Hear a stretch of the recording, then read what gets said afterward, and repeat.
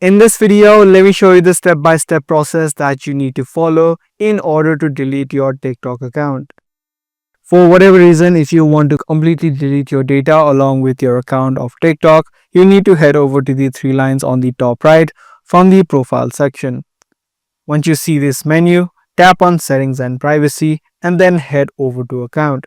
Now there are two options to this. If you head over to deactivate or delete, you can either just deactivate your account, or if you choose to permanently delete it, you can also do that. On the deactivation section, you can deactivate your account. This way no one can see your account, which includes the content that you posted as well. But if you want to completely delete it, you can tap on the second option. Now using this step as well will not immediately delete your account. You will have to wait 30 days until your account is deleted.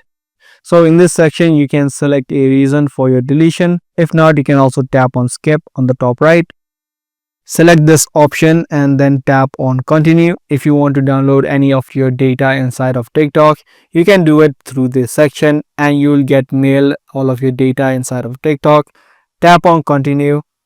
And lastly, you can tap on continue again. And in the next step, you will receive a one-time password which you'll need to fill in, and your account will be deactivated.